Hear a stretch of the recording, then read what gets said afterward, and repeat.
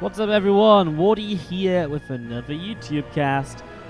I just spent about 15 minutes casting another game, because I wasn't going to record this series today. I just cast another game for about 15 minutes, and then before the game ends, the replay ends, because the replay that was collected was from an account that left the game early because of lag, and then they obviously in the replay pack have not realized that, and so we don't have the full game, so I just lost 15 minutes of my life, but alas, we'll take it as practice, which means that this cast should be the best you've ever heard, because I've never warmed up for a cast like that before. To bottom left-hand side, our red Terran here in this best of 3 from IEM Katowice is FanTaSy, up against the blue Protoss in the top right-hand side, Deer. This FanTaSy will open with an initial proxy barracks. Such a shame these guys ended up meeting in the very early rounds of the lower bracket, in the open bracket of the competition, which means one of them was eliminated from the tournament early. So let's see who that ended up being. As always with the YouTube videos here, guys, if you enjoy what you listen to, if you enjoy the casting, do consider liking the video. Do consider subscribing to the channel if you haven't done so already.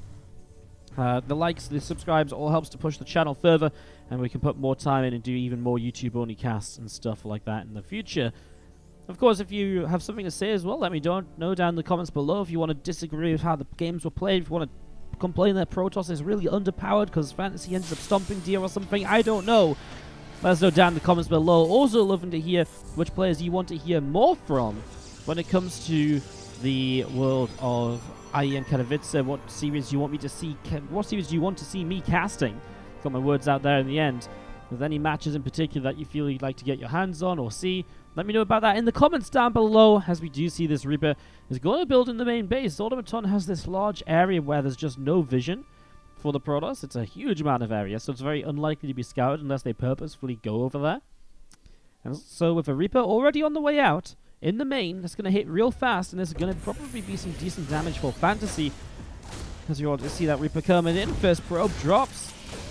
And a Reaper grenade to blast a second into a good direction. The Zealot out here now as well, but we'll just try and chase another probe to make it 3 worker kills in total already. On the other side of the map, the SCV actually chases the probe for the kill. Deer obviously preoccupied over on this side, as the barracks has actually decided to leave and head back home, but the factory and the starport are going to build up on the map as well. Hellion was blocked for a few moments by the supply block, but FanTaSy fixes that now, and it looks as though we'll continue pretty regularly with that barracks just heading home. The fact it's only one Reaper, then the Rax is just like, yep, I'm out of here, really kind of sells the idea of this is nothing more than just a way to keep your units at home, Deer.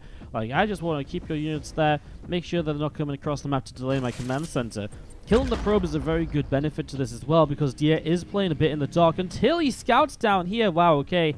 So Deer's not going to fall for any of that bait, and he does see the Hellion, he sees, well, the factory, and he does now see the starport too, so he gets the full information as to what this is. Is the Hellion going to try and pick this Zealot off? The Stalker coming in from the top side is going to get a shot off already. Hellion pushed away. Second Hellion pops out. Going to end up coming up to the top side too. And that medevac currently just about halfway done. As FanTaSy all the way up to the upper right. Well, can run by with a couple Hellions, try and get some probes. I mean, then the medevac's not going to have much of a impact on the game though. I mean, what's it going to do? Lift up the one Hellion that's about to finish building. There's a fusion core on the way down as well here from FanTaSy. I have no idea what he's building a fusion core for this early in the game, as we see 5 workers killed already. Stalker's obviously good to defend in the end though. I mean, 5 workers is not bad. Now the single Hellion in the main is just unlikely to do a lot. And this fusion core's proxy as well. I mean, again, he knows where the starport is. The starport going to lift, move away, and build a tech lab. I mean, obviously you're going to need a tech lab if you do anything with the fusion core. I mean, there's 2 options, right? It's either battlecruisers or it's ranged liberators, and you wouldn't imagine you're going to rush a battlecruiser here in a professional match of StarCraft, but let's find out. It's not TvZ meta where battlecruisers actually are good, so I'm yeah, I'm a little bit intrigued. But you see, well, in fairness, the harassment continues. These probes in the main in trouble because Deer's going across the map to apply some pressure. I don't mind the idea from Deer, but he is caught very off guard here. 4 more workers going down, so FanTaSy still finding damage. It's actually going to be a battlecruiser. Are you kidding me? FanTaSy is actually building a battlecruiser. Well, if you watched the Euthermal Hearthstone series I cast on YouTube not that long ago, that was also a battlecruiser rush opening. I can't believe we're seeing another one. I mean, what on earth is this? These SCVs coming forwards, a couple of Marines just sitting behind. I mean, Going to lose a lot of workers defending this here, and the Marines are going to struggle to defend. The bunker, thankfully, is coming up, but 8 workers killed. It's a lot of damage that FanTaSy has just taken. He's 15 workers down after this, compared to where he should have been, which is about 7 if he hadn't taken any damage. The Reaper and the Hellion are back again. This is just like the slowest harassment squad ever, though. I mean, it's like all this work, all this shots, and finally he gets his 2nd probe kill. This was 4 Hellions. That's an entirely dead mineral line, but obviously not the situation right now. I'm surprised this factory didn't build up more Hellions if it just landed again. Well, the battlecruiser is about to show up, and that's going to make things intriguing to say the least. The war prisms come out from Deer in the meantime, heading straight into the main base. So a few zealots will open in alongside this. So there's actually quite a lot of units pressing forwards here. The observer obviously gives you good vision as to what's around. The thing is, there's not that many Marines, and without the fort, the bunker, you're going to be in some trouble with only those Marines, and you kind of only have the bunker cover in the front, so the mineral line is exposed to you of the way the base is laid out. But there comes the battlecruiser, already a few workers killed. Another couple continue to go down. Stalkers pressing down to the bottom side. BC will teleport back home to help defend against the war prison play. He teleports in over here, starts to target down the war prison. Knows that is the valuable target, because otherwise the Stalkers will just micro for days on days on days. BC continue to come through, and so nearly very grabbing that war prism. Another couple Stalkers continuing to drop here as Deer heads out into the middle of the map. Medevac and a few Marines gathering together. The SCVs from FanTaSy joining up as well, and they are going to come in and repair up that Medevac, and of course then they can repair the BC as well. Issue is FanTaSy is all the way down to 13 workers on 1 base against a 2-base Protoss with 35 probes in play. FanTaSy is going to go for one big all-in attack. Marines, tanks, and the battlecruisers. There's another battlecruiser actually heads in towards the main base right now. Stalker's out of position. There is energy for a recall here, and might just have to use it to minimize the damage taken to this mineral line. Already 1 probe down, 2, and obviously the VC can chase a little bit, although the shield battery does a very good job of keeping those probes alive. Shield battery starting to be out of energy as he heads in towards the natural expansion. Still no response to this. Stalkers are now recalling, as we do see the BC and Marines pressing out the front of the natural, getting ready to maybe come and join this fight across the map. The Stalkers over here continue to drop as well. I mean, there's a few more coming down from the main base. They recalled in from killing the starport on the bottom side. Stalkers still trying to deal some damage here. The tank's now reinforcing from that factory, which is built with a tech lab on the bottom of the map. This is crazy. Buildings are just all over the place for FanTaSy, as he has a BC behind the natural expansion. He has got a teleport on this. Can teleport it out if he'd like to bring it into the fight with the rest of the units. I'm surprised. I mean, he doesn't have many SCVs, but a teleport and then an SCV or 2 to repair would be really good for him right now, because just any sort of repair, bringing that BC up to health, really makes a formidable force again. Few Stalkers left in the mineral line to defend here, as the tanks are going to start leapfrogging forwards from such a distance away. That's the problem. Deer has so many units, he can force FanTaSy to really take his time, and that's extremely painful in this situation, because time is not on FanTaSy's side at the moment. 33 probes to 13. The economy lead is massively in Deer's favor, so he really loves the longer FanTaSy waits, just the better it gets for him. As here we go, the Stalkers come forward, they pick off the Medevac already. No healing for the Marines, no micro potential in the siege tanks as well. The tanks will siege again now, but this is looking like a lesser and lesser force as every second passes by. 1 very heavily damaged battlecruiser, 2 tanks now free, only a couple of Marines to really support this. War Prism across the map as well is going to look to do even more harassment once again, heading in towards the main. So that War Prism is going to deal some damage. I mean, picks off the Cyber Core here. It's something, right? Stops Stalker production for a little while. I just feel like there's already enough Stalkers on the map to fight the battlecruisers, to fight those tanks. I don't think there's any fear here for Deer. And Deer pressing, well, going to be kind of sitting here, but ready to press forwards when he feels the time is right. Those Stalkers still picking off more SCVs. I mean, now FanTaSy is down to 6 workers. And that's why Deer also feels like he's okay here, because sitting back, he knows FanTaSy is barely mining. 2 SCVs here. There's not a single, or there is a single one left in the main mining gas still. He knows that this is as big as FanTaSy's army is going to get, so the more time he has to build, the more he builds, the better this is going to turn out being. As here he goes, some extra Stalkers warping in. The Zealots charging forwards already. I say charging. They're walking forwards very slowly, but they are leading the fight. Some Stalkers are going to try and target down siege tanks. Gets one of them. Battlecruiser number 1 fell. Battlecruiser number 2 doesn't. FanTaSy still putting up a good fight here. The Stalker count definitely not brilliant at the moment from Deer. You can see that it's being battered and bruised by those tanks. Tanks sieging up and pushing further forwards. The tanks really are a huge factor here. With no blink on the Stalkers, they don't have the mobility just to dive in and pick this off right away. And with Stalkers coming in from the left side, this could be a big determining factor. If the tank fire gets spread to the left and to the right, it could make a huge, huge difference. This is to the point where it's almost very nearly worked out.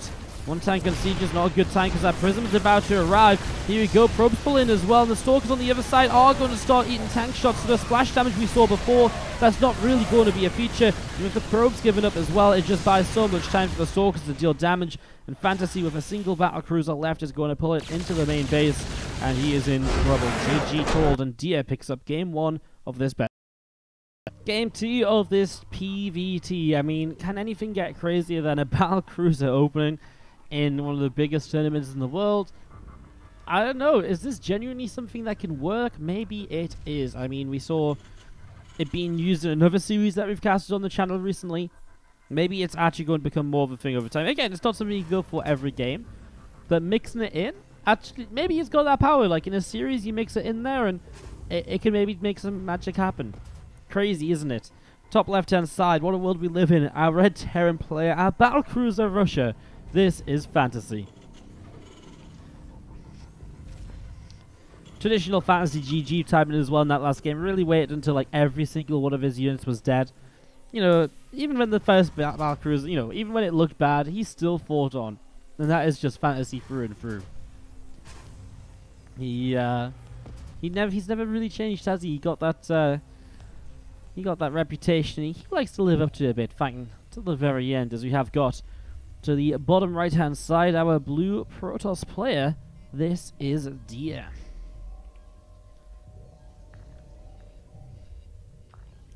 So Dia's up his game in the series now. Must be wondering a little bit like, well, at this point I can't just expect any sort of normality in terms of what build he's going to use, because let's face it, that wasn't normal. And what do you expect after a battle cruiser opening? Like, what build do you expect the opponent to bring out next? Did they try something ridiculous like that again? Is it just going to be standard? Is it aggressive? Is it macro?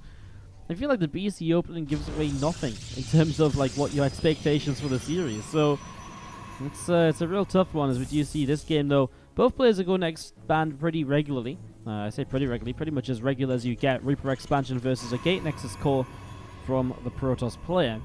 The probe getting a good scout as well though from Dia is able to come in, sees that command center, and so he knows it's an expansion, same as what the SCV does across the map. Sees the expand early and knows there's no real threat here in the early stages, so he can go straight into the reactor on the barracks. Doesn't need to get a marine out or anything to help push back an adept. Good information so far. As the command center about halfway done, the adept is going to be on its way over shortly if it wants to, but I mean, it's just not going to be fast enough to actually delay the CC, even if it shades. And Adept isn't that fast. As it pops out, starts to head across, we'll kind of poke around and look for some information. Very few things kill an Adept early game, right? Although there is the threat as well of the Reaper trying to harass, and so sometimes the Adept will still stay at home for that. It looks as though the Adept does pull back, kind of with that in mind, shading across the map again, so has that choice. May commit to it. Now the Stalker is out back at home, that could maybe be used as a way to deter the Reaper as well.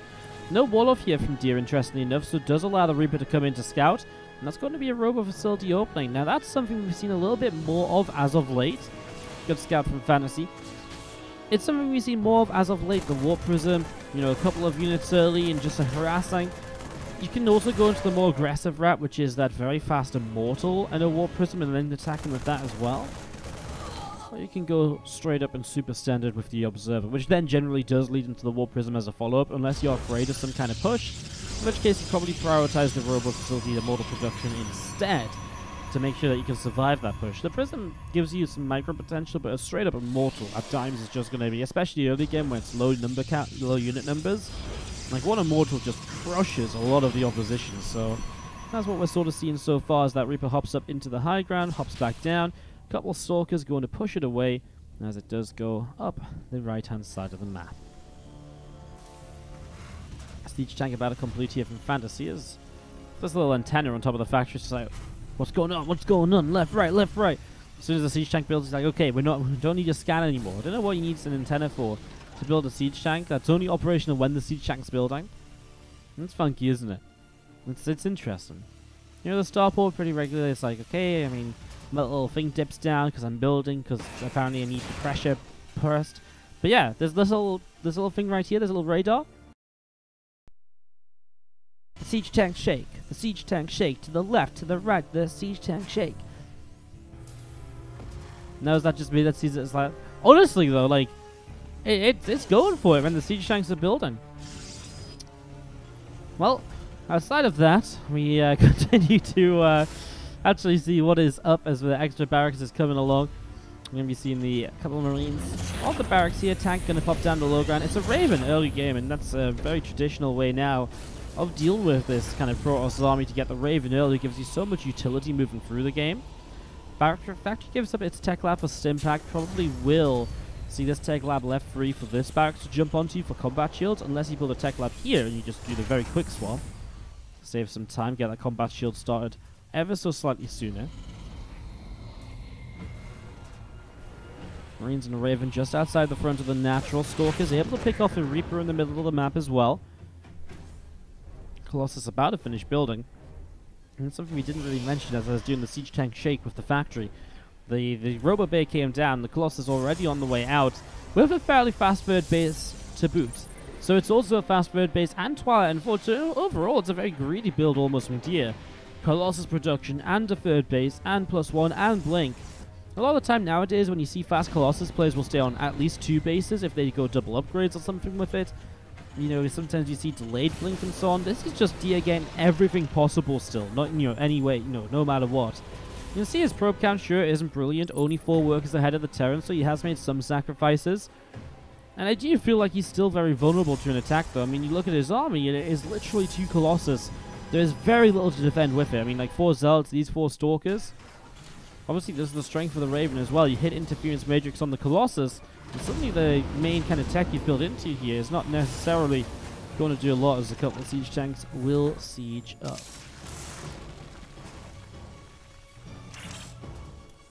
Couple more Ritter Mines on the way out. Marauders and Marines still coming into play as well. Stimpack combat shields and +1. And all of these upgrades still coming through as the Medivacs boosting on down to the bottom side of the map.